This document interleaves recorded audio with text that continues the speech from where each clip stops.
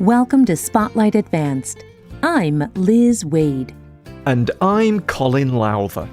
Spotlight uses a special English method of broadcasting. It is easier for people to understand no matter where in the world they live. Zhang is sleeping 10 meters underground. He wakes up to the sound of pots and pans clanging. His neighbors are using the kitchen early, again. But he does not mind. Time is not the same in Beijing's underground city, away from the sun. She dresses quickly in his small room. It is so small that he must duck to keep his head low when he stands. He gathers a suitcase full of Buddhist prayer beads. Above the ground, he will sell these beads on a street corner. But now, he must begin the long trip to the surface. He ducks through short hallways. He drags the suitcase up cracked stairs. He passes other small rooms like his, full of people. Finally, he reaches a door that opens to the street. Cars rumble past him. It is the first time he has felt fresh air all day. All around Beijing, thousands of doors like this are opening. People like she are coming from their underground homes. They come up to clean people's homes. They come to cook in restaurants. Then, when their jobs are done, they go back to these doors. Together, they disappear underground. It is like they were never there. Sim Chi-yin is an artist and photographer. She followed the lives of some of the people like she.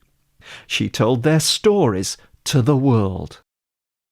Together, the people of Beijing have a name for these underground people. They are called Shusu, in English, the Rat Tribe. Today's spotlight is on the Rat Tribe of Beijing. Beijing is one of the largest cities in the world. Over 20 million people live there. It is also the capital of China. It is the country's cultural centre. Because of this, there are many opportunities for work in Beijing. People travel from all over the country to live in Beijing. They move there to follow their dreams. But many of these people are not wealthy, and housing in the city is extremely expensive. Some people do not have permits to work there, so they must find homes somewhere else. Many settle in the basements and tunnels of Beijing. They become members of the Rat Tribe. Rooms underneath the city are very inexpensive. They cost about half as much as the rooms above ground. They are not good rooms. Many are very small. People living there must share toilets and kitchens with many different households.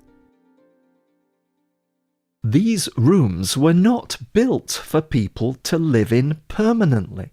Some were not even meant for people. The government of China built many of these rooms as bunkers in the 1960s. These underground structures are where people would go in case of a bomb attack. For a long time, the government of China feared war. They required most buildings to be built with bunkers beneath them. They even built a huge public bunker. Local people call this bunker the underground city. The underground city was over 85 square kilometers.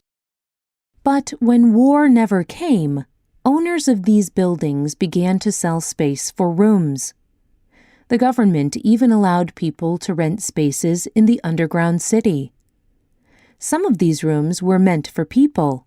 but some had to be changed.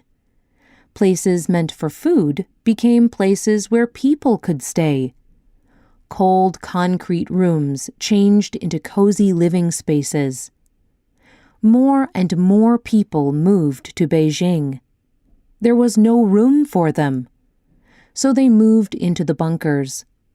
Today, there may be over 1 million people living underground.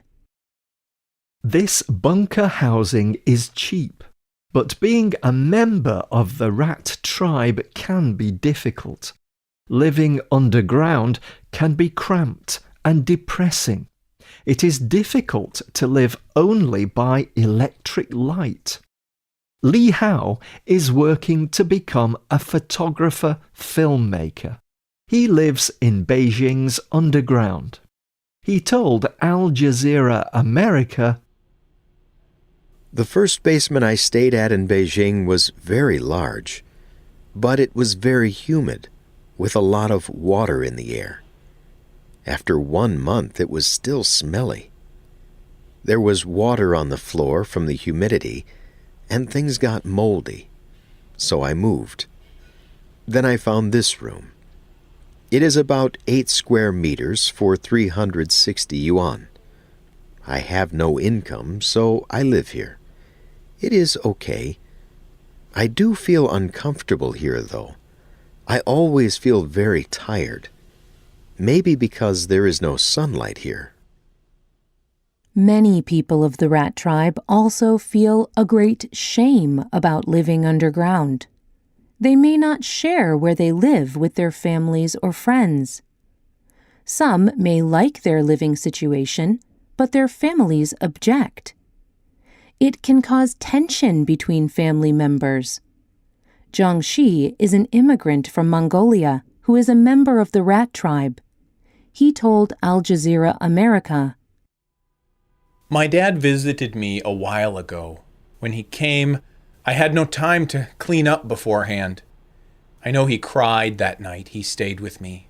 He said, 'Son, this will not do. This place is not suitable for living.'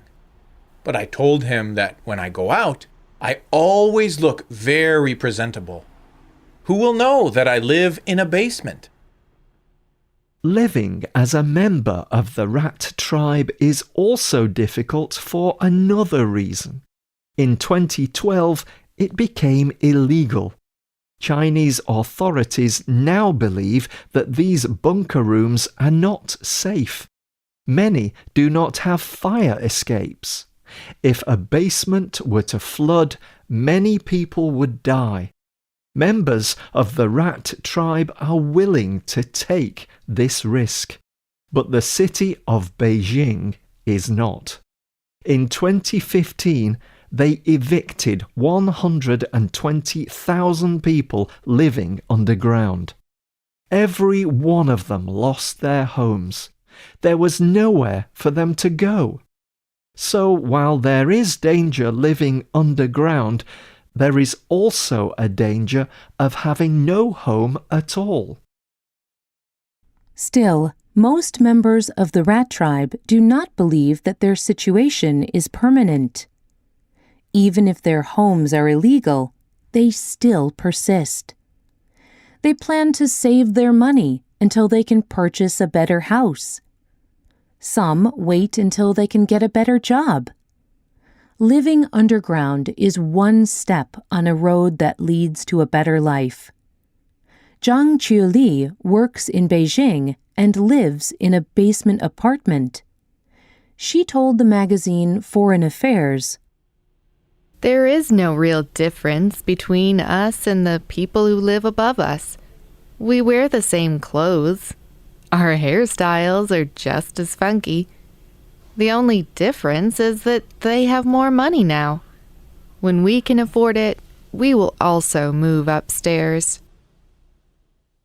As for Zhang Shi, he continues living in his basement because he has a dream.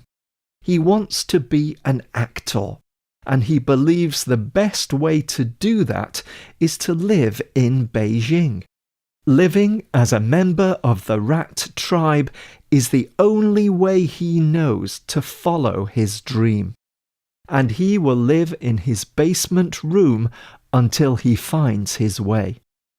In a video from Creative Time Reports, he says, I do this because I have a dream.